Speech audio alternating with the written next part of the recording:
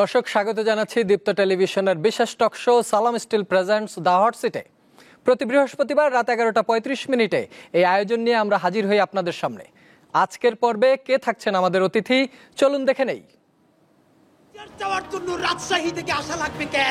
সাহসী ও স্পষ্টভাষী তরুণ রাজনীতিবিদ, একজন বিশিষ্ট অ্যাক্টিভিস্ট, সংগঠক, শিক্ষক এবং লেখক। তিনি ঢাকা বিশ্ববিদ্যালয়ের রাষ্ট্রবিজ্ঞান বিভাগ থেকে পড়াশোনা করেছেন।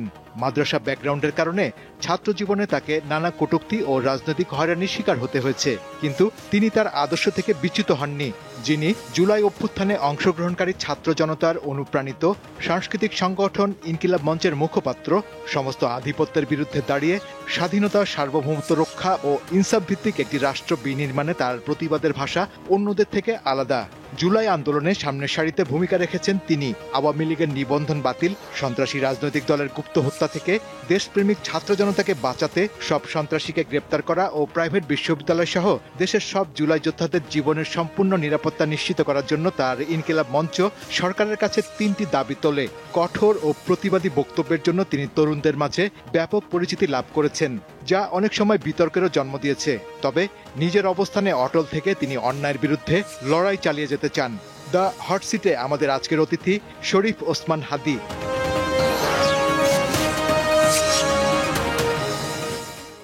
দর্শক, আমাদের আজকের অতিথি শরীফ ওসমান হাদী, ইনকিলাব মঞ্চের মুখপাত্র। হাদী, আপনাকে স্বাগত জানাচ্ছি আমাদের আজকের দ্য হট সিটে। যে বিষয়টা নিয়ে প্রথমে আলোচনা করতে চাই, যে এই 36 জুলাইয়ের পরে যে নতুন বাংলাদেশ, সেই বাংলাদেশে আপনি একটি সংগঠন পরিচালনা করছেন, যারা বাংলাদেশের রাজনীতি, সমাজনীতি, অর্থনীতি, বিভিন্ন আন্দোলন, বিভিন্ন প্রেক্ষাপট নিয়ে আপনারা কাজ করছেন। সম্প্রতি আপনারা ইনকিলাব মঞ্চ কালচারাল সেন্টারও চালু করেছেন। আমি যে বিষয়টিতে প্রথমেই দৃষ্টিপাত করতে চাই, যে কোন প্রেক্ষাপটে ইনকিলাব মঞ্চ জন্ম নিল এবং এর আসলে আদর্শই বাকি। ধন্যবাদ দাওয়াত দেওয়ার জন্য আমাকে। ইনকিলাব মঞ্চ, আমরা বারবার যেটা বলি, যে সমস্ত আধিপত্যবাদ বিরোধী এবং আগ্রাসন বিরোধী একটি স্বাধীন সার্বভৌম বাংলাদেশ প্রতিষ্ঠার যেই ইনসাফ ভিত্তিক লড়াই, সেটার জন্য কাজ করতে চাই। আমরা যেসব বন্ধুরা জুলাইয়ে সবাই অংশগ্রহণ করেছি, তো ঠিক তখনই যখন আমাদের বিজয় চলে আসলো জনতার, আমরা ফিল করছিলাম যে এখন তো বিপ্লবের শক্তিগুলো বিভিন্ন কারণেই বিভাজিত হয়ে যাবে। প্রত্যেকটা দেশেই হয়, যে কোনো ঐতিহাসিক গণ অভ্যুত্থান বা বিপ্লব হলে পরবর্তী বিপ্লবীদের মধ্যে বিভাজন ঘটে। তো আমাদের একটা বড় চিন্তা ছিল যে যদি এই বিপ্লবীরা, গণ অভ্যুত্থানের শরিকরা একদম প্রচুর পরিমাণে বিভাজিত হতে থাকে, তাহলে পরে এই জুলাইয়ের স্পিরিট ক্ষতিগ্রস্ত হবে।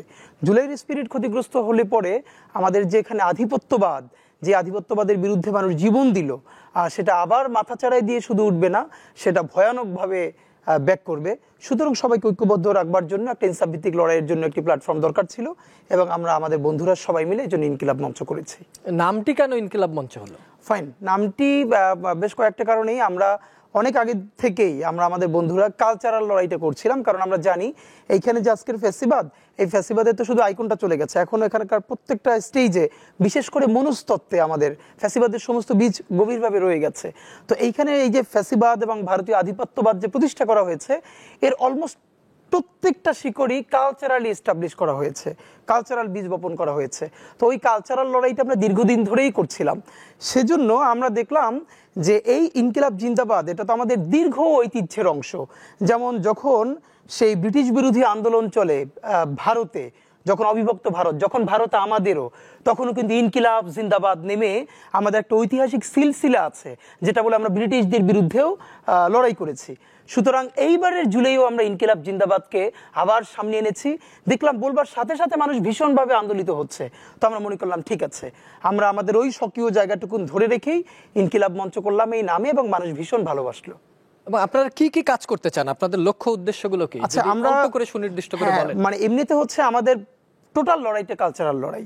এখন অনেকে বলে যে আমরা তাহলে যে পলিটিক্যাল ভয়েস দিই, তো বাংলাদেশে এটা বানানো হয়েছে যে আপনি এমন কালচারাল অ্যাক্টিভিজম করবেন যেন আপনি রাজনীতির কিছুই বুঝেন না, কিন্তু আপনি এখানে ফ্যাসিবাদকে পেলে পুষে বড় করছেন। তো আমরা আসলে একটা নতুন টার্মও বলি আমাদের ক্ষেত্রে, এটা হলো পলিটিকো কালচারাল। মানে আমরা দেশ, জাতি, স্বাধীনতা, সার্বভৌমত্বের প্রশ্নে আমরা পলিটিক্যাল ভয়েস দেই, কিন্তু আমরা রাজনৈতিক দল না। এবং আমরা এই ভয়েসটা মূলত দেই যে কোনো কালচারাল অ্যাক্টিভিজমের মাধ্যমে। যেমন আমার লেখা যে জুলাইয়ের একটা অসাধারণ, মানে মানুষের কাছে প্রচুর পরিমাণে গেছে, লাল জুলাই গানটা, এখন পর্যন্ত যে গানটা, যে র্যাপটা মানুষ প্রচুর শুনেছে, এই র্যাপ থেকে শুরু করে আমরা বিভিন্ন জায়গায় নাটক করেছি, যত কালচারাল অ্যাক্টিভিজম আছে, কবিতা করা, নাটক করা, মিছিল করা, রাজনৈতিক বক্তৃতা দেয়া, আমরা এই সবগুলোকেই কালচার মনে করি। কারণ কালচার তো হচ্ছে হোয়াট উই আর, আমরা যা। তা আমরা কি করি? মিছিল দেই, আমরা রাজনীতি করি, আমরা গান গাই, কবিতা বলি, আমরা মানুষের বিরুদ্ধে দ্রোহ করি, আবার মানুষের জন্য দোয়া করি, এই সবই আমাদের কালচার। সুতরাং আমাদের লড়াইটা কালচারাল লড়াই। বাংলাদেশের বা বাংলাদেশীয় যে কালচার, আপনার কি মনে হয় যে 1947-এর আগে যে ভারতবর্ষ ছিল, তার মানে ভারত, পাকিস্তান, বাংলাদেশ সব মিলেই আমাদের কালচার ছিল, আমাদের কি নিজস্ব কোনো কালচার দাঁড়িয়েছে? না, প্রথমত হলো যে আপনি একটা জাতি হিসাবে আপনার কালচার কিভাবে দাঁড় করাতে চান, এইটা আপনি আমি যদি একটা টকশোতে বসে বা কোনো একটা খুবই পশ জায়গায় বসে ঠিক করে তৃণমূলে পাঠাই, ওটা ব্যাকফায়ার করে, যেটা আওয়ামী লীগ করেছে যেখানে। এবং তাদের কি কাজটা হয়েছে? তারা বলে 1000 বছরের শ্রেষ্ঠ বাঙালি জাতির জনক বঙ্গবন্ধু শেখ মুজিবুর রহমান। এর মানে এই কথার মধ্যেই সে প্রমাণ করছে যে 1000 বছরের ঐতিহ্য, কিন্তু সে ইতিহাস শুরু করে 50 বছর আগের মুক্তিযুদ্ধ দিয়ে। তাহলে বাকি 950 বছর কোথায়? আমার সুলতানি আমল কোথায় দীর্ঘ? আমার মুঘল আমল কোথায়? আমার ঈশা খাঁ যে দুর্দান্ত প্রতাপে যে মোগলরা শাসন করেছে তাদেরকে পর্যন্ত সে পরাজিত করেছে, এই বাংলার ঈশা খাঁ, তার লড়াই কোথায়? এর মানে এই 71 বা আমাদের একটা লড়াই হুট করে আসে না, এটা ঐতিহাসিক সিলসিলা আছে। এইটাকে যে আপনি নাই করে দিলেন, তো এইটারই আমরা বিরোধিতা করি। সুতরাং আমাদের হলো, আমরা এইখানে বিভিন্ন জাতি গোষ্ঠী মিলে আমরা যে একটা জাতি রাষ্ট্র তৈরি করলাম, সুতরাং আমাদের একটা জায়গায় পৌঁছতে হবে। দেখেন, কালচার তো প্রতিদিন একটু একটু করে পরিবর্তন হয়। আপনি দেখবেন আজ থেকে 10 বছর আগে আপনার বাসায় হয়তো আপনার বড় বোন বাসার মধ্যে হয়তো টি শার্ট পরতো না, কিন্তু এখন কিন্তু আপনার বাচ্চা দেখবেন সে ঘরের মধ্যেও, আপনার বোনও হয়তো ঘরের মধ্যে সে টি শার্ট পরছে। এখন এই যে আপনি কালচারাল জার্নিটা, এই কতটুকুনকে আপনি বাইরের বলবেন, কতটুকুনকে নিজেরকে বলবেন, এইটা হলো মানুষকে স্পেস দিতে হবে। যে জন্য আমরা বলি, একটা মেয়ে যে সালোয়ার কামিজ পরে, একটা মেয়ে যে বোরকা হিজাব পরে, আর একটা মেয়ে শাড়ি পরে, তিনটেই আমাদের এখানকার সংস্কৃতি। কারো আরোপ করার তো দরকার নাই, স্বাধীনভাবে চলতে থাকুক। কিন্তু দিন শেষে আমাদের যেটা হয়েছে সেটা হলো বাহির থেকে আমরা যা আসে একটু ফিল্টার করে করে নেয়া। দুনিয়ার এমন কোনো দেশ নাই যে বাহির থেকে নেয় না। যদি না নেয়, যে বাংলা ভাষা আজকে যেটুকুন সমৃদ্ধ, হাজার হাজার ইংরেজি শব্দ, আরবি শব্দ, উর্দু শব্দ, ফার্সি শব্দ, রাইট, তৎসম শব্দ। তো আপনি যদি এটা বন্ধ করে দিতেন, তাহলে বাংলা কি সমৃদ্ধ হতো? হতো না। আজকে যে ইংলিশের 80%-এর বেশি ভোকাবুলারি হলো ল্যাটিন, গ্রিক, ইটালি, জার্মানের, কিন্তু তারা এত স্মার্টলি এগুলোকে অকিউপাই করেছে। আজকে জার্মানির লোকেরা যেই ভোকাবুলারিটা 300 বছর আগে জার্মানের ছিল, সে এখন ইংলিশ ডিকশনারি দেখে ইংলিশ হিসেবে মুখস্থ করে। মানে দেখেন, ইংলিশকে স্মার্টলি হ্যান্ডেল করেছে, অকিউপাই করে নিয়েছে। আমাদের যেটা কাজ, যা আমাদের জন্য ভালো, এই সমস্ত সংস্কৃতিকে দুর্দান্তভাবে অকিউপাই করে ফেলতে হবে। যে ভারতবর্ষ আমাদের পূর্বপুরুষের ছিল, শরীফ ওসমান হাদি এবং ইনকিলাব মঞ্চ, সেই ভারতবর্ষেরই একটা পার্ট, যেটা পরবর্তীতে 47-এ স্বাধীন হয়ে ভারত হয়েছে বা ইন্ডিয়া হয়েছে, সেই ভারত বিরোধিতাই এখন আপনার কাছ থেকে আমরা প্রচন্ড রকম ভাবে পাই। এটা কি মানে কোন সিলসিলা, যেটা আপনি বলছিলেন যে ধারাবাহিকভাবে আসা, সেটাকে কি আপনি পুরোপুরি বাদ দিয়ে শুধু ভারতকে কেন বিরোধিতা করছেন? প্রথমত হলো, আমি আপনাকে মনে করিয়ে দিতে চাই, ঠিক এই প্রশ্নটাই বেগম জিয়াকে 1996-97 এর দিকে বিবিসি বাংলা করেছিল, যে ভারত বিরোধিতাই কি একমাত্র বিএনপির রাজনীতি, তার কি একই কিছু রাজনীতি নাই? ওই প্রশ্নটাই তাহলে বেগম জিয়া যেটা বলেছে ওটা আমাদেরও উত্তর। বেগম জিয়া যেটা বলেছেন আমরা সেটাই বলি। কে বলে আমাদের রাজনীতি ভারতের বিরুদ্ধে? আমাদের রাজনীতি ভারতের বিরুদ্ধে না, আমাদের রাজনীতিটা হলো প্রো বাংলাদেশ। আমরা বাংলাদেশের স্বাধীনতা, সার্বভৌমত্বের পক্ষে কথা বলি, আমাদের শির দ্বারা নিয়ে বেঁচে থাকতে চাই। এখন আমি যদি আমার স্বাধীনতা, সার্বভৌমত্ব, স্বতন্ত্র বোধ নিয়ে বাঁচতে চাই, তাতে যদি অন্য কেউ আহত হয়, সে দায় কি আমার? আমার কি স্বাধীনভাবে বলবার, বাঁচবার মানে আমার কোনো জবান থাকবে না? তা বাংলাদেশ যদি বাংলাদেশের কথা বলে, সেটা যদি ভারতের গায়ে তারা নিজেরা জোর করে টেনে নেয়, সেইটা তো বাংলাদেশের দায় না। বরং আমরা যেটা চাই, আমরা তো কোনোদিন এখান থেকে ভারতকে প্রতিবেশী হিসেবে বাদ দিতে পারবো না, এটা আমরা চাইও না। কিন্তু আমরা কি চাই, যে আমরা তাকে প্রভু হিসেবে চাই না, আমরা ভালো প্রতিবেশী চাই।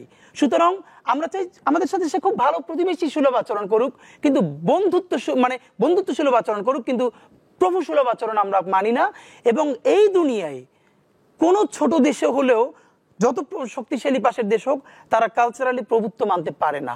আর তার প্রমাণ, যেই অ্যাপলিটিক্যাল জেনজি, তারা সারাদিন টিকটক বানায়, ইনস্টাগ্রামে থাকে, এছাড়া বাইরে কিছু কাজ করে না, তারা পুরো ইন্ডিয়ান হেজিমনিকে যেভাবে চ্যালেঞ্জ ছুড়ে দিল, কিসের জন্য? বিকজ সে বুঝতে শিখেছে তার দেশের কোনো সিদ্ধান্ত সে নিতে পারে না ভারত ছাড়া। তো ভারতের তো এখন সুযোগ আছে, ভারতকে আমরা এম্বাসিতে গিয়েছিলাম, ইন্ডিয়ান হাই কমিশন, আমরা একটা বিশাল র্যালি নিয়ে গিয়েছিলাম।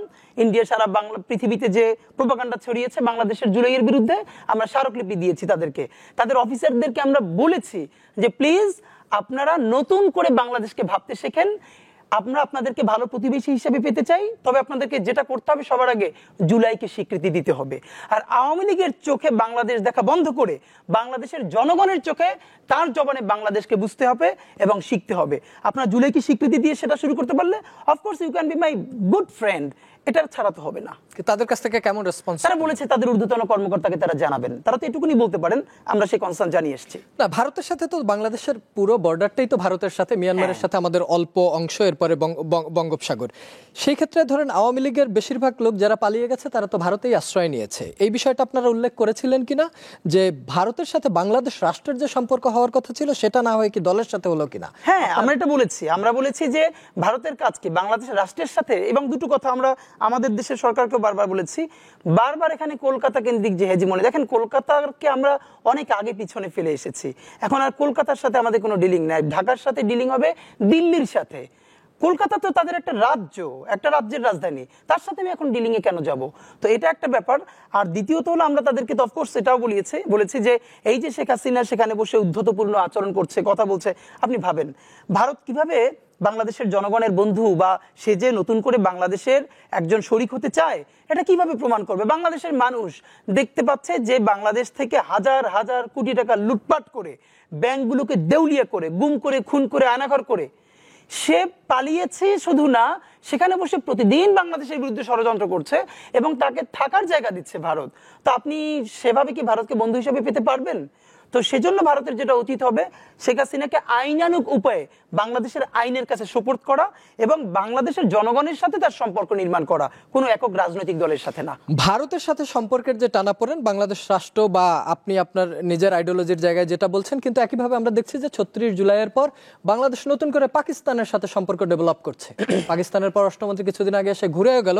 এই পাকিস্তানের সাথে বাংলাদেশের যে সম্পর্কের ডেভেলপ হচ্ছে, এটাকে আপনি কিভাবে দেখছেন? আচ্ছা, প্রথম কথা হলো এই কথাটার মধ্যে একটা আছে যে নতুন করে মানে হলো তাহলে মুক্তিযুদ্ধের পর থেকে এখানে কোনোদিনই পাকিস্তানের সাথে সম্পর্ক ছিল না। এখানে পাকিস্তানের সাথে প্রথম সম্পর্ক স্থাপন করেছেন শেখ মুজিবুর রহমান। তিনি শুধু সম্পর্ক স্থাপনই করেন না, ওআইসির সম্মেলনে তিনি সেখানে গেছেন পাকিস্তানে, এবং ভারতের চোখ রাঙানিকে উপেক্ষা করে তিনি গেছেন। বলা হয় শেখ মুজিবুর রহমানের হত্যাকাণ্ডের পিছনে ভারত নীরব দর্শক ছিল, তাকে তারা চাইলে সেভ করতে পারতো, কিন্তু যখন দেখলো ভারতের হাতের গ্রিপ থেকে শেখ মুজিবুর রহমান বের হয়ে যাচ্ছে, তখন তারা এ ব্যাপারে সাইলেন্ট থেকেছে এবং এটা তারা হতে দিয়েছে শেখ মুজিবুর রহমান হত্যাকাণ্ড। সুতরাং পাকিস্তানের সাথে প্রথম সম্পর্ক প্রতিষ্ঠা করে গেছেন শেখ মুজিবুর রহমান, এরপর তো সারা জীবন ধরে চলছেই। ইভেন আওয়ামী লীগও দেখেন, আওয়ামী লীগ এসে পাকিস্তানের সাথে সম্পর্ক করেছে, মানে অফিসিয়ালি বন্ধ করেছে। আমরা তো দেখেছি শেখ হাসিনা থাকতেও সে সবাইকে আম পাঠিয়েছে, পাকিস্তানের প্রধানমন্ত্রীকে আম পাঠিয়েছে। এর মানে শেখ হাসিনা পাকিস্তানের প্রধানমন্ত্রীরা আম পাঠালে সমস্যা নাই, ডক্টর ইউনূস পাঠালে সমস্যা। এই যে ন্যারেটিভ, এই যে এখানকার বাঙ্গু সুশীলদের বুদ্ধিজীবিতা, এটাই তো আমরা ধরে জাস্ট একদম ওপেন করে দিতে চাই, এক্সপোজ করে দিতে চাই। ব্যাপার হলো আমরা আমাদের প্রতিবেশীদের সবার দিকে খুলে তাকাতে চাই। আমাদের বন্ধু পাকিস্তান, শ্রীলঙ্কা, নেপাল, ভুটান, আমরা তো বরং ভারতের সাথে যেটা চাই, ভারত আমাদেরকে ট্রানজিট, সেই ট্রানজিট ধরে ভারত বাংলাদেশের মাঝখান থেকে বুক চিরে ট্রানজিটের নামে করিডোর নিয়েছে। অথচ আমি নেপাল যেতে চাই, আমি ভুটান যেতে চাই, অল্প একটু ট্রানজিট দরকার। তাহলে নেপাল আর বাংলাদেশ, ভুটান আর বাংলাদেশ, এই বাণিজ্যিক ট্রানজিট যদিও আপনি জানেন নেপালের সমুদ্র বন্দর নাই, ভুটানের সমুদ্র বন্দর নাই, বাংলাদেশের সমুদ্র বন্দর অসাধারণ। যদি ভারত অনেক দিন ধরে বাংলাদেশও চাচ্ছে, নেপাল ভুটানও চাচ্ছে, ভারত রাজি হচ্ছে না কেন? তার সিকিউরিটি কনসার্ন। অথচ সে যদি মাঝখানে ট্রানজিট দিত, আমরা ফিস দিতাম, তাহলে বাংলাদেশ হাজার হাজার কোটি টাকা কামাই করতে পারতো, আমাদের পোর্ট সুবিধা তাদেরকে দিয়ে নেপাল ভুটান উপকৃত হতো। এর মানে বাংলাদেশের সমস্ত রসটুকুন শুধু ভারত খাবে। আমার বন্ধু নেপাল, ভুটান, পাকিস্তান, শ্রীলঙ্কা আর কারো কাছে আমাকে সে যেতে দিবেন, এটা তো হবে না। আমার অনেক প্রতিবেশী আছে, আমি সবার সাথে ভালো আচরণ করব। ইভেন আমি সেই ভালো আচরণ তো ভারতের সাথে করতে চাই। আমাদের প্রফেসর ইউনূস বলেছে যে আমরা ভারতের যে 7 সিস্টার্স, তারও তো সমুদ্র বন্দর নাই, সে যদি আমাদের সাথে প্রভুত্বের সম্পর্ক বাদ দিয়ে বন্ধুত্ব স্থাপন করে, আমাদের সেই বন্দরের সুবিধা তো আমরা 7 সিস্টার্স এর বন্ধুদেরকেও দিতে চাই। এখন এই যে পাকিস্তান, মানে কি পাকিস্তান এখানে ছিল না? পাকিস্তান তো আছেই। সুতরাং শুধু পাকিস্তান না, আমাদের এই বঙ্গোপসাগরের পাশে দক্ষিণ এশিয়ার সবার সাথে আমাদের সম্পর্ক এক্সপ্লোর করতে হবে। আবার ভারত এবং বাংলাদেশের সাথে যে চুক্তিগুলো ছিল এগুলো নিয়ে প্রচুর আলোচনা হয়েছে এবং বাংলাদেশের মানুষের মধ্যে অনেক ধরনের উদ্বেগ ছিল, কিন্তু বর্তমান যে ইন্টারিম গভর্নমেন্ট তারা আসার পর কি এমন কোনো কিছু প্রমাণ করতে পেরেছে যেখানে অসময়ে জায়গাটা ছিল? আপনাকে একটা স্পেশাল থ্যাঙ্কস দিই এই জন্য যে আপনি মনে হয় এতদিন আমি এত শত গেলাম যে এই ব্যাপারটা অন্তত সামনে তুললেন, যেটা বাংলাদেশের গণমাধ্যমগুলোর প্রচুর আকারে তোলা দরকার ছিল, ইন্টারিমকে চাপ দেওয়া উচিত ছিল। যেমন দেখেন, আমরা জানি যে এই সরকার মানে ফ্যাসিস্ট সরকার অনেকগুলো চুক্তি করেছে। দেশের নিয়ম হলো যখন কোনো চুক্তি হয় অন্য দেশের সাথে সংসদে সেটাকে উপস্থাপন করতে হবে, মানুষকে জানাতে হবে। তারা সংসদে উপস্থাপন করে না, মানুষ জানে নাই। তো এখন ইন্টারিমের তরফে যেটা আমরা টুকটাক বুঝবার চেষ্টা করেছি যে এখন তো সংসদ নাই, তাহলে এক্সপোজ করবে কে, মানে ওই যে ওটাকে এক্সপোজ করার মতো সাহস, এটাকে ওপেন করা, এটা তো ইন্টারিমের নাই। বিকজ এখানে তো পলিটিক্যাল গার্ডসওয়ালা কোনো লোক নাই, এখানে তো অর্ধেক মেরুদণ্ডী প্রাণী অনেক মানুষ উপদেষ্টা হয়ে আছেন। কারণ হলো আজকে যদি ফ্যাসিবাদ ফিরে, যদি তারা রাস্তায়ও নামে বড় করে, তো এখানের কয়জন উপদেষ্টা আছেন বুক চিতিয়ে ট্যাঙ্কের সামনে লড়াই করবেন? আর তো অনেকে বিদেশ চলে যাবেন। তো এই জন্য ওই সাহসটা নাই, যে কারণ জন্য আমার আফসোসটা হলো এটা তো না হলো বিপ্লবী সরকার, না হলো কিছু মানে গণ এনজিও তন্ত্রী সরকার হলে যেটা হয় যে প্রচুর টকশো করতে হবে, প্রচুর সভা সেমিনার করতে হবে, আর এই তো আমাদের এখন বরং যেটা উচিত, আপনার মাধ্যমে আজকে বলি যে অন্তত এই সরকারের অবশ্যই আগামী পলিটিক্যাল গভর্নমেন্টের জন্য খুব কঠিন হবে, কারণ তাকে তো ইন্ডিয়া প্রশ্ন ডিল করতে হবে। সুতরাং এই সরকারের উচিত যেই অসম চুক্তিগুলো ভারতের সাথে দিল্লির সাথে ঢাকা করেছিল সেগুলোকে জনগণের সামনে আনতে হবে। এটা কারো করুণা না, এই চুক্তিগুলো জনগণের পয়সায় হয়েছে, সুতরাং জনগণের জানার অধিকার আছে, এটা এই সরকারকে করতে হবে। আপনি কিছুদিন আগে লিখেছেন বা বলেছেনও যে জীবনকে আল্লাহর কাছে ওয়াকফ করে দিচ্ছি। তার মানে যারা এখন সরকারের দায়িত্বে আছে, আপনি যেরকম বললেন যে এখন যদি আওয়ামী লীগ গভর্নমেন্ট কখনো আবার যদি ফেরে বা তারা রাজপথেও নামে, এই উপদেশটা কাউকে খুঁজে পাওয়া যাবে না। এটা আপনার মন্তব্য, আমি সেটা ধরেই বলছি। তার মানে কি আপনার জীবন ঝুঁকিতে আছে ভবিষ্যতে? এমনিতে হলো যে অনেকে যে ধরেন আছে না যে একটু মানুষের সিম্প্যাথি নেওয়ার জন্য বলা, তো এই জন্য ধরেন আপনি যদি আমার একদিন ইনবক্স দেখেন শুধু আমার পেজের, যে কোনো সুস্থ মানুষের জন্য 2-3 মিনিটের বেশি দেখা কঠিন। এখন যেটা হয়েছে, ইভেন আমি আমার পরিবারকেও কাউকে দেখাই না যে, তো এরপরে ফোন আমি জিডিও করেছি শাহবাগ থানায়, অন্তত একদিনে 10টার বেশি নাম্বার থেকে সরাসরি হত্যার হুমকি দেওয়া হয়েছে, ভিন্ন ভিন্ন 10টা নাম্বার থেকে। সেই 10টা নাম্বার সহ শাহবাগ থানায় জিডি করেছি, এরপর থেকে আর এর কোনো ইমপ্রুভমেন্ট পাই নাই। তো এটা আপনারা আবার অনেকে মিডিয়া বলবে যে তাহলে আপনি জিডি করেন নাই কেন, এই জন্য করে রাখা। কিন্তু এই জিডি বা কোনো কিছু আমাদেরকে সুরক্ষা দেবে সেটা আমরা মনে করি না। যেই লড়াই আমরা নেমেছি এটা জানি এটা 2-4-6 বছরের কোনো লড়াই না। আপনাকে জানিয়ে রাখি যে মেক্সিকোর পাশে আমেরিকা প্রতিবেশী হিসেবে যতটা পরাক্রমশালী, তার থেকেও বাংলাদেশের পাশে ভারত অনেক বেশি পরাক্রমশালী। সুতরাং এখানে আমরা একই সাথে অনেককে শত্রু বানিয়েছি, দখলদার দিল্লিকে বানিয়েছি, ফ্যাসিস্ট আওয়ামী লীগকে বানিয়েছি, আরো অনেক ঘরানাকে। সুতরাং আমাদের এই লড়াইটা শুধু 2-4-5 বছরের, এটা খুবই ভুল। আমাদের লড়াইটা চলবে, এবং এজন্য আমি বলেছি আজকে যদি আমাকে হত্যা করা হয়, যে কোনো মুহূর্তে করা হতে পারে। আমি আমার বন্ধুদেরকে ইনকিলাব কালচারাল সেন্টারে সেদিনকে আমরা সবাই বসে বলেছি যে আল্লাহ যদি আমাকে আগে নিয়ে যায় তারপর তোমাদের করণীয় কি। আমি আমার পরিবার এবং আমার ভাই বন্ধুদেরকে ডেকে বলেছি যে আল্লাহ আমাকে নিয়ে গেলে করণীয় কি হবে। বরং আমি আমার পরিবারকে বলেছি যে আমার সন্তানের এখন বয়স 7 মাস, আল্লাহ আমাকে নিয়ে গেলে ওকে যেন ওভাবে প্রস্তুত করা হয় যে এই দখলদারিত্বের বিরুদ্ধে লড়তে হবে। আল্লাহ ওকে যদি বড় করে ওর সন্তানও দখলদারিত্বের বিরুদ্ধে লড়বে, এই স্পিরিট যেন ওকে দেওয়া হয়, এটা আমি আমার পরিবারকে বলেছি। সুতরাং ভবিষ্যতের বাংলাদেশের যে দখলদারিত্বের বিরুদ্ধে লড়াই, এটা তীব্রতর হবে। আমাদের গণ অভ্যুত্থানের পরে বিপ্লব হওয়ার কথা ছিল, হয় নাই, ছাইচাপা আগুন হয়ে আছে। সুতরাং আমরা যদি সেই আগুনের মধ্য দিয়ে নতুন ইনসাফের রাষ্ট্র তৈরি করতে না পারি, তাহলে দুটো কাজ হবে। ওই আগুন আমাদেরকে পুড়িয়ে দিবে, মানে বাংলাদেশ, এই জমিন, এখানকার স্বাধীনতা, সার্বভৌমত্ব সবকিছু পুড়িয়ে দিবে। সিপাহী বিপ্লবের পর আমাদেরকে যেরকম ধ্বংস করে ফেলা হয়েছিল, হয়তো সেই পরিণতি হবে। আর সেটা না হলে যদি আমরা রুখে দাঁড়াতে পারি তাহলে আমাদের বিজয় হবে। সুতরাং আমরা লড়াইয়ের মধ্যেই আছি। আর একটা মজার ব্যাপার হলো যে আমি যখন ইনসাফের লড়াই করি তখন তো সেখানে পরাজয়ের কিছু নাই। আমি বেঁচে থাকলে আমি গাজী হিসেবে লড়বো, আমি মরে গেলে শহীদ হয়ে আল্লাহর কাছে চলে যাব, এই লড়াইটাই। সুতরাং ইনকিলাব মঞ্চ 2-3টে কথা 1000বার বলেছে, এর একটা আমরা বলি যে আসলে জিতই জীবন নাই, লড়াইটাই জীবন। আমাদের জুমা প্রচন্ডভাবে ভেঙে পড়ছে, লোকে যখন স্লাট শেমিং করছেন ডাকসু ইলেকশনে 4-5 দিন আগে প্রচন্ড কান্নাকাটি করলো যে ওর নুড বানিয়ে ওর মার কাছে পৌঁছানো হয়েছে। একটা মা কিভাবে নেয় একটা মেয়েরটা? তারপরে কান্না। আমি বলছি জুমা, এইসব বানিয়ে আমাদেরকে থামিয়ে দেওয়ার চেষ্টা করা হবে, আমরা থেমে গেলেই ওরা হ্যাপি হবে। সুতরাং আমাদের লড়াইটা যে ওদের কাছে খুবই গুরুত্বপূর্ণ এবং ওরা ভয় পাচ্ছে, এর মানে হলো ওরা আমাদেরকে এত ফোকাস করছে, আমাদেরকে সময় দিচ্ছে, আমরা লড়াই করে যাব। আর আমাদের এই লড়াই তো হার জিতের কিছু, আমরা জিতের উপরেই আছে। আমাদের জীবন বেঁচে থাকলেও জিত, আমাদের জীবন চলে গেলেও জিত, আবরারের তো হারানোর কিছু ছিল না, সুতরাং লড়াই চলবে। আপনারা যে লড়াইটা করছেন, জুলাইয়ে তো সবাই মিলে একটা লড়াই হয়েছে, কিন্তু জুলাইয়ের পরে সেই লড়াইয়ের স্টেক হোল্ডারদের দেখলাম যে প্রচুর ভাগ হয়েছে, এবং যারা পরবর্তীতে যে রাজনৈতিক দল হলো এনসিপিকে নিয়ে আপনিও প্রচুর সমালোচনা করেছেন, এবং হয়তো মানুষের কাছে এরকম একটা পারসেপশন তৈরি হয়েছে যে এটা সরকারের মদতপুষ্ট একটা দল। এবং আপনি বলেছেন যে এনসিপি যেভাবে জুলাইকে নিয়ে পলিটিক্স করছে, ঠিক একইভাবে ৭১কে নিয়ে আওয়ামী লীগ পলিটিক্স করেছে, তাই কি? দুটো ব্যাপার, এই যখন বলেছিলাম ব্যাপার হলো এনসিপির ক্ষেত্রে আমার যেটা এখনো আমি একদম শতভাগ হতাশ হচ্ছি না। দেখেন, বাংলাদেশে আগে একটা বাইনারি ছিল যে আওয়ামী লীগ বিএনপি, এর বাইরে আর কোনো কিছু নাই। এখন যেহেতু আওয়ামী লীগ ওই জায়গাটায় নাই, এখন বিএনপি জামাত, মানে ঘুরে ফিরে আগের জায়গাটা ওই প্রান্তিকতা। আপনি যদি মানে দেখেন, এখন আমাদের যেটা হচ্ছে, আমরা প্রো পিপল কোনো অবস্থান নিলেই সেটা কোনো একটা দলের হিসেবে সবাই ট্যাগ করছে। মানে যখন আপনার পক্ষে যাবে তখন ভালো, আর যখন একটু পরের কথাটা আপনার বিপক্ষে যাবে তখন আমি অন্য দলের। তা আমরা খুব চাচ্ছিলাম, এনসিপির একটা সুযোগ ছিল যে এই দুই বাইনারি ভেঙে দিয়ে মাঝখানে শুধু ইনসাফের শক্তিতে একটা লড়াই করা, যে না পুরনো ধারার কোনো প্রান্তিকতার মধ্যে আমরা যাব না। তো যেটা হয়েছে, একটা হলো নিজেরা প্রচুর একে অপরকে মাইনাস করা, ভাই ব্রাদার কোরাম করে করে করে করে সেটাকে শক্তিটাকে ছোট করে ফেলা হয়েছে। তার সুযোগ ছিল জুলাইয়ের সমস্ত স্টেক হোল্ডারদেরকে সাথে নিয়ে একীভূত হয়ে বড় করে লড়াই করা, কিন্তু না, সেটা না করে তারা একে বাদ দিয়েছে, ওকে বাদ দিয়েছে, এই করে করে এখন তো নিজেরা দুর্বল হয়েছে। এখন এনসিপির ক্ষেত্রে সমালোচনাটা করি ভালোবেসে, কারণ তারা অভ্যুত্থানের ডেডিকেটেড মুখ। তারা যদি হেরে যায় তাহলে তো সম্মিলিতভাবে আমরা সবাই হেরে যাই। একইভাবে বলি, বিএনপির যত সমালোচনা আছে এগুলো করার পরেও বলি, শহীদ জিয়ার বিএনপিকে কোনোদিন শতভাগ কর্নার করা যাবে না, কারণ বিএনপি ডুবলে সে একা ডুবে না, সে বাংলাদেশের সবাইকে নিয়ে ডুবে।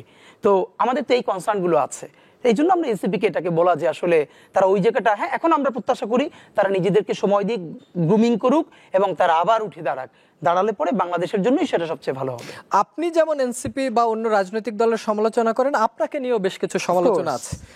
ইনকিলাব মঞ্চকে বলা হয় যে বাংলাদেশে যে মব জাস্টিস গুলো হয় বা এখানে আপনারা উস্কে দেন, আপনি বিভিন্ন বক্তব্যে ছিঁড়ে ফেলবেন, মেরে ফেলবেন, ধরে ফেলবেন, এই জাতীয় শব্দ ব্যবহার করেন। সেই সাথে এমন কিছু শব্দও থাকে যেগুলো হয়তো সবার সামনে বলাও সম্ভব না। আপনি কেন এত অ্যাগ্রেসিভ অ্যাটিটিউড করেন? হ্যাঁ, প্রথম কথা হলো, আপনি যদি চান আমার সময় দিলে, তাহলে এটা তো টকশো তো এত একাডেমিশিয়ানরা দেখবে না। আমি সময় দিচ্ছি, মানে একাডেমিশিয়ানরা দেখবে না, সেটা হলো এমনিতে একাডেমিকলি প্রুফ করবার ভীষণ জায়গা আছে যে স্ল্যাং কখন পাওয়ার হয়ে ওঠে। হ্যাঁ, পৃথিবীর প্রত্যেকটা দেশে এরকম নোবেল প্রাইজ পাওয়া অনেক নোভেল আছে ইংলিশে, যেখানে প্রতিরোধের ভাষা হয়ে উঠেছিল সেখানকার স্ল্যাং। কিন্তু এর মানে আমি এখানকার স্ল্যাংকে এস্টাবলিশ করি না। আমাদের যে কথা সেটা হলো, বাংলাদেশের টকশোগুলোতে যখন সিরিজ আলাপ হওয়ার কথা যে গত 15 বছরে যত মানুষকে গুম করা হয়েছে, মামলার সংখ্যা 3000-এর বেশি গুম কমিশনে। আমি আজ পর্যন্ত একটা মূলধারার টিভিতে দেখি নাই যে অন্তত 2-4জন গুমের ভিকটিমদেরকে নিয়ে লম্বা সিরিজ, 2-1জনকে নিয়ে কেউ করতে পারে, লম্বা সিরিজ করেছে না, আমি দেখি নাই। আপনি গুম নিয়ে করেন নাই। পিলখানায় তাপসের গাড়িতে উঠাই একজনকে পোড়াই দেওয়া হয়েছে, সেনা অফিসার, তার স্ত্রী আমাদেরকে এসে বলেছেন। একটা পিলখানার পরিবারকে নিয়ে কেউ টকশো করতেছে না, কোনো নিউজ করতেছে না। আসেন শাপলা নিয়ে তো কথা বললে ইজ্জতই থাকবে না, এটা নিয়ে কথা বলা যায় না, এটা নিউজ আইটেম হইতে পারে না।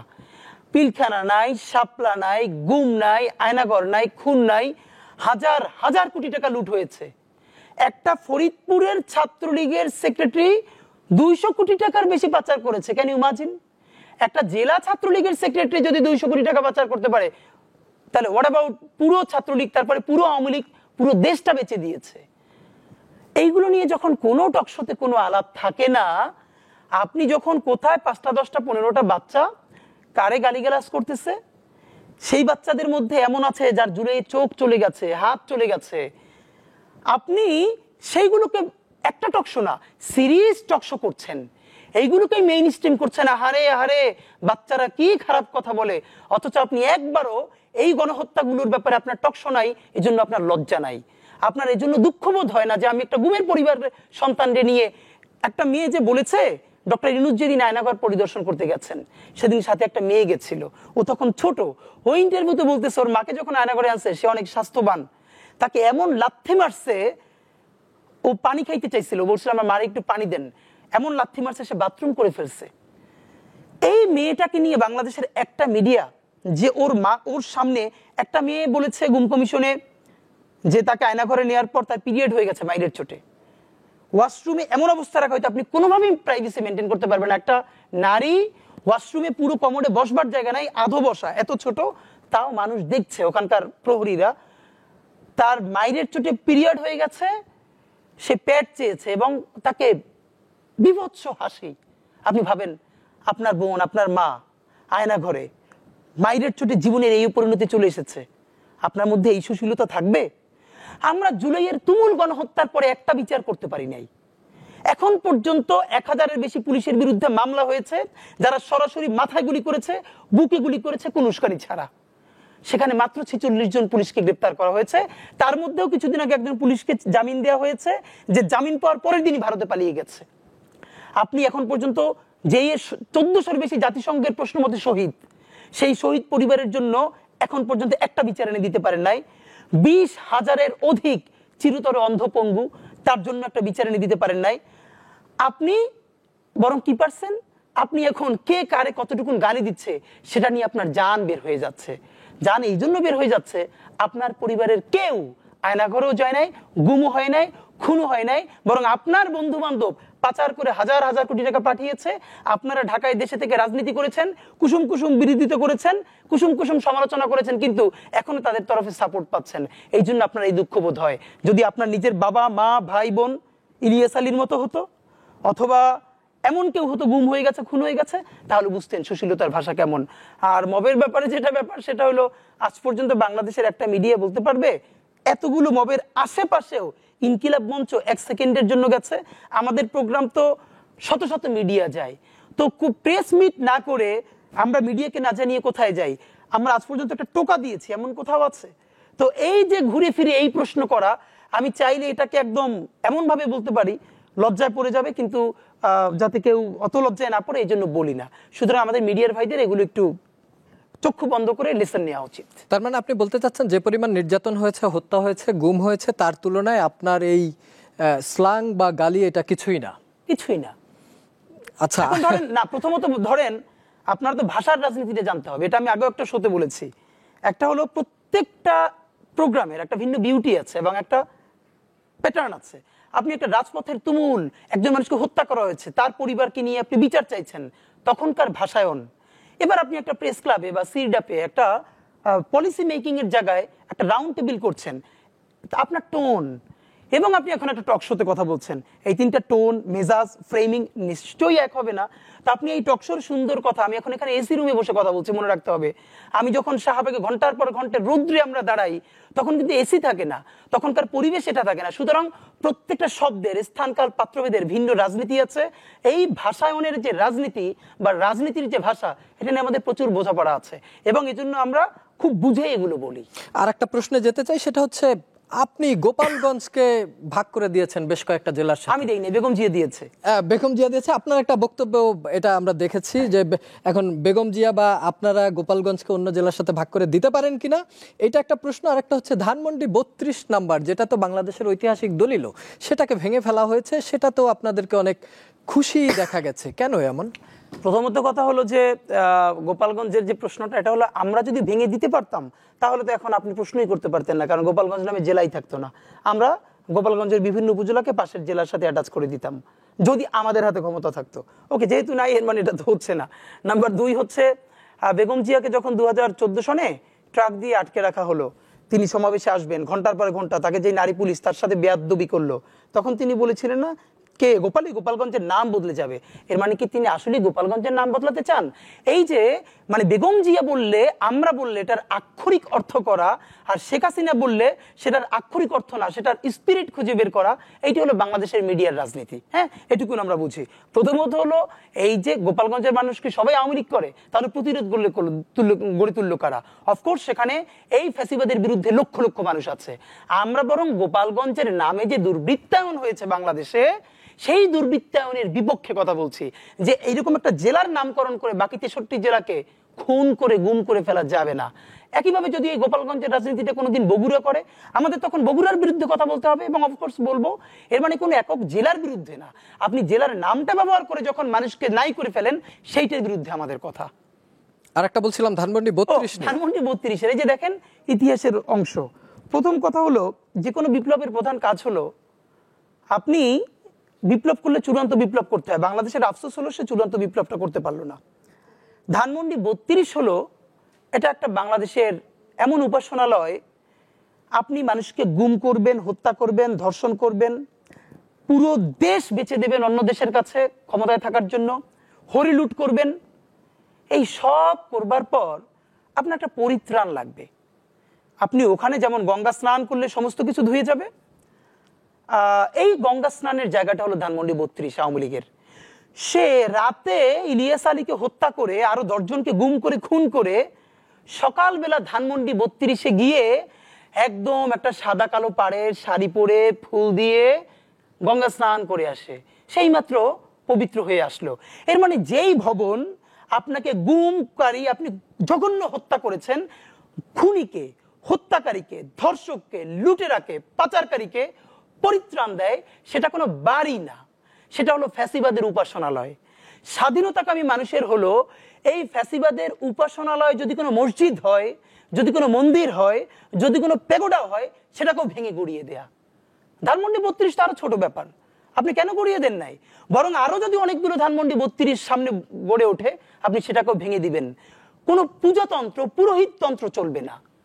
আপনাকে প্রত্যেকটা জায়গায়, ধানমন্ডি 32 তো হিসাবের বাইরে না। যেই ভবন, যেই বিল্ডিং মানুষকে হত্যার লেজিটিমেসি তৈরি করে, আপনি তার বিপক্ষে দাঁড়াবেন, আপনি মরে গেলেও দাঁড়াবেন, কাউকে না কাউকে দাঁড়াতে হবে, এটা নিয়ে গ্লানির কিছু নাই। শাহবাগে গণজাগরণ মঞ্চের যে ব্যাপারটা ছিল, এটা নিয়েও আমি আপনাকে অনেকবার কথা বলতে দেখেছি। শাহবাগ নিয়েও আপনার কি কোনো ভয়, নাকি এটা আপনি পছন্দ করেননি? দেখেন, আমার পছন্দ, আমি তো অনেক কিছুই পছন্দ করি না, তো আমি যদি পছন্দ নাও করি, সে কি এই দেশে, এই রাষ্ট্রে থাকবে না? আমার পছন্দের সাথে কি যায় আসে? আমার বাসায় তো আমি অনেক কিছু খাই না, তাই বলে কি আর কেউ খাবে না? সুতরাং আমার পছন্দ অপছন্দের কোনো গুরুত্ব নাই, নাম্বার 1।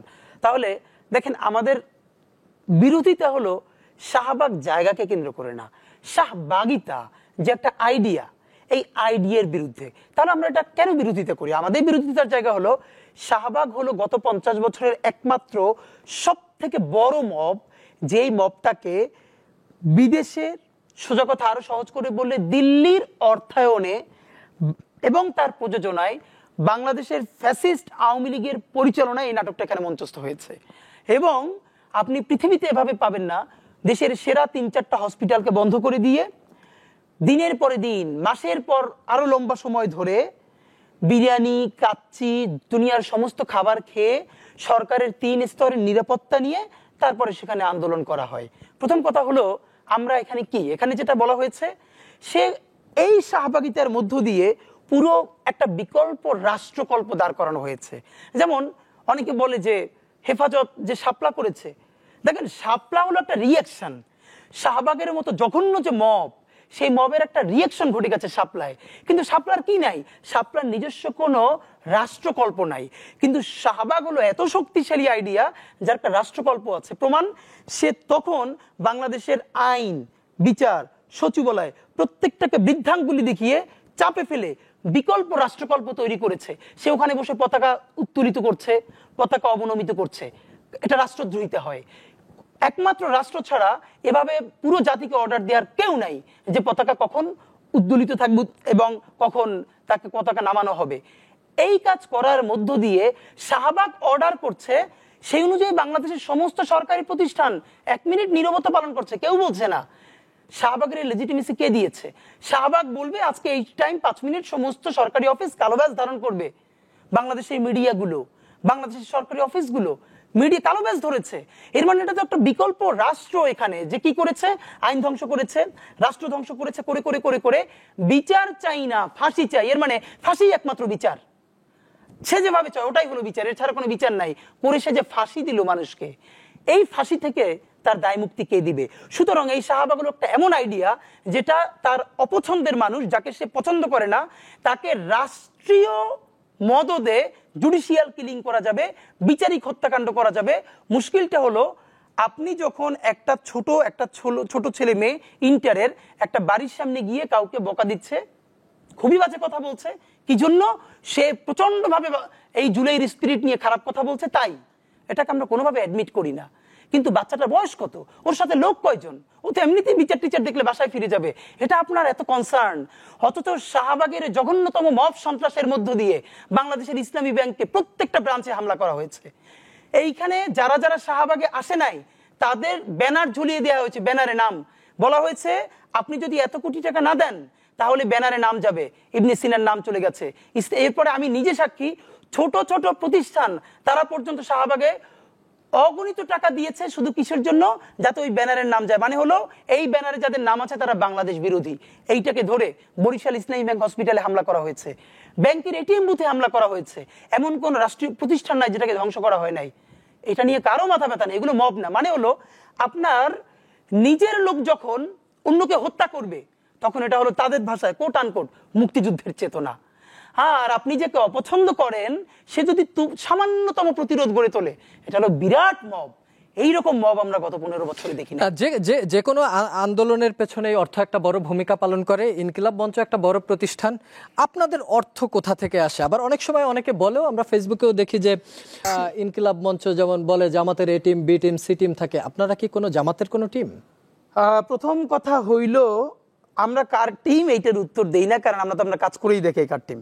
দ্বিতীয়ত হইল আপনি সব আমি মিনিমাম এই 10টা শোতে এই প্রশ্ন শুনলাম, কখনো বলে আপনারা কি এনসিপির বি টিম নাকি জামাতের বি টিম, আবার কখনো কখনো বলে যে বিএনপিরই আপনারা একটা দূরবর্তী উইং কিনা। আপনি আজ পর্যন্ত আপনি সহ আপনাদের কোনো মিডিয়ার বন্ধুরা ছায়ানট বা উদিচিকে প্রশ্ন করেছেন যে আপনারা কি আওয়ামী লীগের বি টিম নাকি সিপিবির বি টিম? আপনারা উদিচি ছায়ানটকে কোনোদিন প্রশ্ন করেন না, কিন্তু ইনকিলাব মঞ্চকে প্রশ্ন করতে মজা লাগে। আমাদের উত্তর দিতে সমস্যা না। আসি আর্থিক ব্যাপার বলি, বাংলাদেশ ইনকিলাব মঞ্চ একমাত্র আমার জানা মতে নজির স্থাপন করেছে। আমরা 1 বছরের বেশি ধরে অ্যাক্টিভিজম করছি। আমরা শতভাগ ক্রাউড ফান্ডিং করি, ফেসবুকে আমাদের অ্যাকাউন্ট এবং বিকাশ নগদ সব নাম্বার দিয়ে। আমাদেরকে মানুষ 10 টাকা থেকে শুরু করে 10,000 20,000 পর্যন্ত টাকা পাঠায়। প্রত্যেকটা ইভেন্ট শেষে আমরা সমস্ত ব্যাংক বিকাশের স্টেটমেন্ট পাবলিকলি ওপেন করে দেই। আমরা ইনকিলাব কালচারাল সেন্টার করেছি, 18 লক্ষ টাকা প্রথমে আমরা খরচ করেছি। মানুষ 10 টাকা থেকে শুরু করে 10,000 20,000 টাকা এখানে পাঠিয়েছে। 1 সপ্তাহ আগে 18 লক্ষ টাকার পাই টু পাই হিসেবে আমরা ফেসবুকে স্টেটমেন্ট সহ দিয়েছি। আমি দেখেছি আপনাদের পেজে, এটা পুরোটা ডিটেইলস। তো কারো যদি কোনো সন্দেহ থাকে, এজেন্সি থেকে শুরু করে মিডিয়া, তারা এটা নিয়ে আলাপ করুক, বলুক যে আমি এখানে 500 টাকা পাঠিয়েছিলাম, আপনার স্টেটমেন্টে গায়েব করে দিয়েছে। আমরা তো চাই আমাদেরকে প্রশ্ন করুক, বরং আমাদেরকে সেই প্রশ্ন কোনো মিডিয়া করছে না যে আমি 20 টাকা পাঠিয়েছিলাম, আমার টাকাটা তো হিসেবে নাই, বরং বলছে টাকা কোত্থেকে আসে। তো মজা করে ওইটাই বলি, টাকা এখন সব থেকে বেশি হাসিনার হাতে। সুতরাং আমাদেরকে যদি আপনারা জানতে চান তাহলে আমাদেরকে টাকা হাসিনা দেয়। ক্রাউড ফান্ডিং এর মাধ্যমে যে সংগঠন চালানো যায়, এটা বাংলাদেশে হয়তো এটার প্রচলন ছিল না, কিন্তু আপনারা শুরু করেছেন এবং আপ বাংলাদেশ আরো 2-1টা সংগঠনকে আমরা দেখেছি যে তারা ক্রাউড ফান্ডিং চেষ্টা করছে, এনসিপি ইদানিং চেষ্টা করছে। একটু অন্য প্রসঙ্গে ফিরতে চাই। ডাকসু নির্বাচন হয়ে গেল। ডাকসুতে ঐক্যবদ্ধ শিক্ষার্থী জোট যেটা, এটা অনেক অনেক একদম ভূমিধস বিজয় হয়েছে। যদিও এটাকে রাজনৈতিকভাবে বলা হচ্ছে যে শিবিরের প্যানেল জয়লাভ করেছে। সেখানে আপনাদের ঢাকা বিশ্ববিদ্যালয়ের সদস্য সচিব জুমাকে দেখলাম যে আমরা সেখানে বের হয়ে আসছে। আপনারা কি তাহলে শিবিরের সাথে জোট করলেন ডাকসুতে? শিবিরের সাথে জোট করে না ইনকিলাব মঞ্চ। প্রথমত ইনকিলাব মঞ্চ বাংলাদেশের কোন ছাত্র সংসদে প্যানেল দিবে না, এটা ইনকিলাব মঞ্চের সিদ্ধান্ত, তা আমাদের এক্সিকিউটিভ কাউন্সিলের। তারপরে আমরা যেটা বলেছি, আমাদের প্রত্যেকটা বিশ্ববিদ্যালয়ে যে ভাই বোনেরা আছে তারা চাইলে স্বতন্ত্র অথবা তার সুবিধা মতো যে কোনো প্যানেলে অংশগ্রহণ করতে পারবেন। ঢাকা বিশ্ববিদ্যালয়ের ইনকিলাবের 3 জন কর্মী এবার ডাকসুতে অংশগ্রহণ করেছেন। জুমা শিবির সমর্থিত যে প্যানেলটা হয়েছে, যেখানে আরো অন্যান্য ধর্মেরও অনেকে জোট করেছেন, সেই সম্মিলিত ঐক্যবদ্ধ শিক্ষার্থী জোট, সেটাই সে ওটার সাথে করেছে, অংশ নিয়েছে, মানে জোট করেছে। আমাদের আবার ফজলে রাব্বি ঢাবি ইনকিলাবের, সে কিন্তু স্বতন্ত্র নির্বাচন করেছে, সেও জয়ী হয়ে এসেছে। এর মানে আমাদের 3 জন আর 2 জন উইন করেছে এবং নিজের ইসে। বরং আমাদের জায়গাটা হলো আমরা ভালো নির্বাচন চেয়েছি, একটা অংশীদারিত্বমূলক নির্বাচন চেয়েছি, আর ট্যাগিং এর রাজনীতির বিরুদ্ধে আমরা বরাবর আমাদের যে কথা বলা দরকার সেটা আমরা বলেছি। ট্যাগিং এর রাজনীতি যেহেতু আসলো, আপনি পড়াশোনা করেছেন মাদ্রাসা ব্যাকগ্রাউন্ডে, পরে এসে ঢাকা বিশ্ববিদ্যালয়ে আপনি পড়াশোনা করেছেন। আপনি ব্যক্তিগতভাবে এই যে আপনার যে মাদ্রাসা ব্যাকগ্রাউন্ড, এই কারণে কি ধরনের ট্যাগিং এর শিকার হয়েছেন? না, এটা তো ধরেন একদম প্রচুর, মানে বাইরের সব আলাপ বাদ দিয়ে ওটা তো সবারই কমন এক্সপিরিয়েন্স থাকবে। ইভেন ঢাকা বিশ্ববিদ্যালয়ের মতো জায়গায় আমার আজকে খুব মনে পড়ে, যেটা আমাকে ভীষণভাবে আমাকে লাইফে ডিমোটিভেট করলো। এই জন্য আমি বলি যে ঢাকা বিশ্ববিদ্যালয়ের যে আমার সময়টা, এটা আমার জীবনের সব থেকে, আমি বলি যে আমার জীবনের অপচয়। কারণ ফ্যাসিবাদের যে তুমুল সময়টা, বিশেষ করে যখন শাহবাগ চলে, তখন আমি ঢাকা বিশ্ববিদ্যালয়ে পড়ি। এমন ছিল যে শাহবাগ থেকে ঢুকবো, আমার মুখে যেহেতু দাঁড়িয়ে আছে, আব্বা যতক্ষণ ক্যাম্পাসে থাকতাম প্রচন্ড টেনশন করতেন। তো আমি যেহেতু সোশ্যাল সায়েন্স ফ্যাকাল্টি, শাহবাগ থেকেই ঢুকতাম। এমন অনেক সময় হয়েছে যে সে উল্টা কার্জন হল ঘুরে তারপর এসেছি যে কখন শিবির বলে মেরে দেয়। কারণ তখন আমার বেশ কিছু বন্ধু বান্ধব যারা হলে থাকতো, রাত্রি 2টায় 3টায় তাকে সারা রাত পিটিয়ে, আমার একটা ফ্রেন্ড আছে মহসিন, হলে থাকতো, ওকে 3 তলা থেকে ফেলে দেওয়া হয়েছিল। আল্লাহর রহমতে অনেক বেশি রহমত ছিল, বেঁচে গেছে পরে। এবং অপরাধ হলো ও মাদ্রাসায় পড়েছিল। সুতরাং আব্বা আম্মা ভীষণ টেনশনে থাকবে, পরিবারের সবাই। আর ইসের যেটা, আমাদের এক বড় ভাই ক্যান্সার আক্রান্ত হয়েছিল, বাংলাদেশ একটা হসপিটাল ঢাকার বড়, তাদের অবহেলার কারণে অনেক ক্ষতি হয় তার। তখন আমরা রাষ্ট্রবিজ্ঞান বিভাগ থেকে ক্যাম্পাসে তুমুল আন্দোলন করেছিলাম। আন্দোলন করে করে করে করে আমরা বিরাট মিছিল নিয়ে এসে হসপিটালটার সামনে অবস্থান নিয়েছিলাম, এবং এই আন্দোলনের একদম শুরু থেকে শেষ পর্যন্ত আমি নেতৃত্বে ছিলাম। আমার খুব মনে আছে যে এটা কিন্তু কোনো পলিটিক্যাল আন্দোলন, আমাদের সাথে আমাদের শিক্ষকরাও এসেছিলেন। উনি ভাই পরে মারা গেছেন, মাসুম ভাই। আমি যখন স্লোগান দিচ্ছি, মিছিল দিচ্ছি অনেকক্ষণ ধরে, তখন আমাকে একজন ডেকে পিছনে টেনে বললো যে এরপরে আর তুই সামনে আসবি না, তোর দেখতে শিবিরের মতো লাগে। আমি অবাক যে, মানে আমার দাঁড়িয়ে আছে, আমি পাঞ্জাবি পরি, আমি শুরুর থেকে গত 1 মাস ধরে আন্দোলনটাই করে এখান পর্যন্ত আনলাম, যাতে আমার ভাইয়ের জন্য কিছু টাকা আমরা তুলে দিতে পারি উন্নত চিকিৎসার জন্য। আমাকে ডেকে নিয়ে এরপর আমি যখন প্রতিবাদ করবো, তখন এক পাশের বন্ধু আমার হাত ধরে বললো, থাক কিছু বলিস না। সে একটা হলের সিনিয়র ভাইস প্রেসিডেন্ট ছাত্রলীগের, তো বলে তার ক্যাম্পাসে যেতে পারবি না। তো প্রথমত আমাকে একজন মানুষ কোনো চেনে না টেনে না আমাকে তুই বলবে। এরপরে আমি একটা ইনসাফের লড়াই আছে, সেটা আমাকে সামনে থাকলে আমার এই অ্যাপিয়ারেন্সের কারণে আমি কথা বলতে পারবো না। এটা আমাকে ভীষণভাবে, মানে আমার মনে হচ্ছিল যে, আমার মনে আছে এরপরে বিশ্ববিদ্যালয় সম্বন্ধে আমি সমস্ত আগ্রহ হারিয়ে ফেলি। একসময় ঢাকা ইউনিভার্সিটি ডিবেটিং সোসাইটিতে খুব অ্যাক্টিভ ছিলাম। বিশ্ববিদ্যালয়ের সমস্ত অ্যাক্টিভিজম থেকে নিজের গুড়িয়ে ফেলি, মানে গুটিয়ে ফেলি আস্তে আস্তে। কারণ দেখলাম যে এই ইউনিভার্সিটির কোনো জমি না আমার না, মানে একটু আমার কোনো, মানে আমি যেখানে যাওয়ার কথা প্রত্যেকটা জায়গায় আমাকে ভিন্ন করে পরীক্ষা দিতে হচ্ছে। ইভেন মানে এরকম তো অনেক গল্প যে আমার শিক্ষকরা যারা আমাকে ভালোবাসেন পর্যন্ত, ওনারা একটু সফট আওয়ামী লীগ, তারা পর্যন্ত আমাকে পিছনে ডেকে কথা বলেন একা একা। কিন্তু আমাদের পলিটিক্যাল সায়েন্স ইংলিশ ক্লাব ছিল, এই ক্লাবের প্রেসিডেন্ট বানানোর কথা আমাকে আমার স্যার ডেকে বললেন। পরের দিন ডেকে বললেন যে তুমি তো সবচেয়ে ভালো করো, তুমি থাকলে আমি একটু চাপে পড়ি, তুমি যদি প্রেসিডেন্ট হও কিছু মনে করো না। এবং তিনিও খুব সরি ফিল করতেছেন। তো এগুলো খুব ছোট গল্প বলা, কিন্তু এই সময়ের মধ্য দিয়েই তো এখন আমার যেটা হয়েছে, পুরো ঢাকা বিশ্ববিদ্যালয়ের সময়টা জীবনে অপচয় ঘটেছে আমি। এবং পরে এটা হয়েছে, আমি বাসায় এসে বলেছি আর বিশ্ববিদ্যালয়ে যেতে চাই না। বিকজ আপনি যখন জানেন একটা ছেলের একটা মেয়ের কতটুকু ক্যাপাসিটি, সে যদি ওই পরিমাণ দৌড়টা দিতে না পারে যার যতটা শক্তি আছে, তখন তো তার শক্তি ক্ষয়ে যায়, সে তো পঙ্গু হয়ে যায়। আমি ফিল করছিলাম যে আমি প্রতিদিন ক্ষয়ে যাচ্ছি, আমি পঙ্গু হয়ে যাচ্ছি, রাদার আমি অন্য কিছু করি, প্রয়োজন আমি এখানে না পড়ি। এবারে যে ডাকসু নির্বাচন হলো এবং সেখানে যে শিবির সমর্থিত প্যানেলের যে বিপুল বিজয় হলো, কি কারণে, কি মনে হয় আপনার? এটা দুটো হয়েছে। একটা হয়েছে যে আমি যদি বলি, এটা গতকালকেও একটা শোতে বলেছি, এই একটা তুমুল গণ অভ্যুত্থান হয়ে গেল। গণ অভ্যুত্থানে মানুষ এই যে বাইনারিটা, এই যে ট্যাগিং, জাহাঙ্গীরনগরের একটা ঐতিহাসিক ছবি আছে আন্দোলনের সময়, হাসিনা যে ফ্রেমিংটা করতো ডানপন্থী বামপন্থী এই সেই করে করে মানুষকে বিভাজিত রাখবার রাজনীতি, এটাকে ভেঙেই তো জুলাই হলো। জাহাঙ্গীরনগর বিশ্ববিদ্যালয় এক হল থেকে আমাদের 2 বোন বের হচ্ছে, একটা আমার বোন টি শার্ট পরা, জিন্স পরা, হাতে লাঠি, তার হাত ধরে আরেকজন পুরো শরীর নেকাবে ঢাকা। এই যে দুজন মানুষ, দুজন বান্ধবী ইনসাফের লড়াইয়ে জুলুমের বিরুদ্ধে নামতে পারলো, এটাই তো বাংলাদেশ। এখন জুলাইয়ের পরে আবার ওই বিভাজনটা তো শুরু হয়েছে। বরং আমাদের লড়াইটা কঠিন এই জন্য যে আমরা একটা মধ্যবর্তী জায়গায় থাকতে চাই। একজন বামপন্থীরও তো কোনো সমস্যা থাকতে পারে না, বামপন্থীও যদি সমস্যা হয় তাহলে ডানপন্থীও তো সমস্যাজনক। আমাদের সমস্যা হলো বামপন্থার নামে ভারতপন্থা করা যাবে না, একইভাবে ডানপন্থার নামে কি ভারতপন্থা থাকতে পারে না দেশে? এটাও করতে দেওয়া যাবে না। পন্থা একটা, বাংলাদেশ পন্থা, সুতরাং যে যার পলিটিক্সটা করুক। কিন্তু হাসিনা এখানকার মানুষকে যেই ভাষা ব্যবহার করে উন্মানুষ করেছে, তার ন্যূনতম বাঁচবার অধিকার, মানবিক মর্যাদাকে ক্ষুণ্ণ করেছে। দেখেন, শহীদ সালাউদ্দিন কাদের চৌধুরীকে জঘন্যভাবে হত্যা করার পরে, জুডিশিয়াল কিলিং, এই শাহবাগ হত্যা করবার পরে তাকে যখন তার বাড়িতে কবরস্থ করা হলো, কবরে দেওয়ার পর সেখানকার ছাত্রলীগের বদমাইশেরা তার কবরের উপরে উঠে এসে জুতো পেটা করেছে। আপনারা আজকে বলেন 32 নাম্বার ভাঙলো কেন? এই একটা সুশীল বলেছে শহীদ সালাউদ্দিন কাদের চৌধুরীর কবরের উপরে গিয়ে জুতো পেটা করে এসেছে। এর থেকে জঘন্যতম মব এই দুনিয়ায় কি হতে পারে? আরো অনেক শহীদের নাম আছে যাদের কবরের উপরে গিয়ে জুতো পেটা করা হয়েছে, এইটাও আপনারা বলেন না। অথচ ধানমন্ডি 32 এটা হলো আপনাদের ফ্যাসিবাদের সেই উপাসনালয় যেটা ভেঙে যাওয়ার পরে মক্কা বিজয়ের পর সেই সমস্ত যে মূর্তি, সেই মূর্তিগুলো ভাঙার পরে যে মানসিক আঘাত তারা পেয়েছিল, এখন মনে হচ্ছে তারা তেমন আঘাত পেয়েছে। অথচ বিপ্লব তেমন করে আসে না। আজকে একটা মানুষকে দেখি না সালাউদ্দিন কাদের চৌধুরী সাহেবের কবরে যে জুতা পেটা করা হয়েছে সেটা নিয়ে কথা বলতে, অথচ 32 নাম্বার নিয়ে তার অনেক দুঃখ। আমরা আলোচনার একদমই শেষ পর্যায়ে চলে এসেছি। একদম শেষ প্রশ্নটি আপনাকে করতে চাই, সেটা হচ্ছে ফেব্রুয়ারিতে নির্বাচনের বিষয়ে আলাপ আলোচনা হচ্ছে।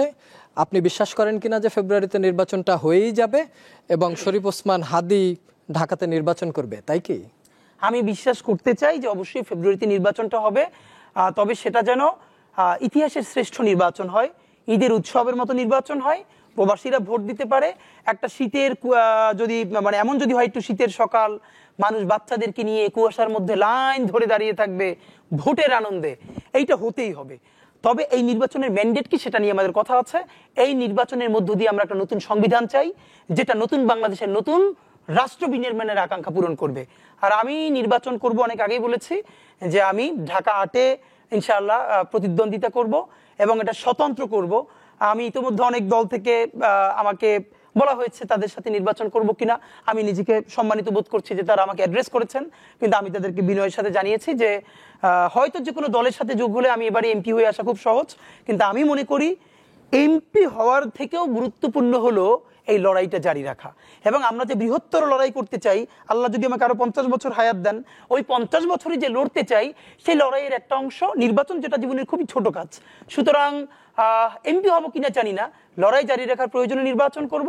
এবং এই যে কঠিন রাজনীতি, হাজার হাজার কোটি টাকার একটা এমপি ইলেকশন করতে হলে 100 কোটি টাকা খরচ করতে হবে, হাজার হাজার মোটরসাইকেল নিয়ে শোডাউন দিতে হবে, এর বাইরেও ক্রাউড ফান্ডিং করে মানুষের পয়সায় মানুষের নির্বাচন করা যায়, এটার একটা মডেল আমরা তৈরি করতে চাই ঢাকা 8-এ। অনেক অনেক ধন্যবাদ শরীফ ওসমান হাদী আমাদের স্টুডিওতে এসে সময় দেওয়ার জন্য। Thank you. দর্শক, এই ছিল আমাদের আজকের আয়োজন। Salam steel presents the hot seat. অন্য কোনো দিন অন্য কোনো অতিথিকে নিয়ে আবারও দেখা হবে একই দিন একই সময়ে। সে পর্যন্ত সবার জন্য রইল শুভকামনা। শুভরাত্রি।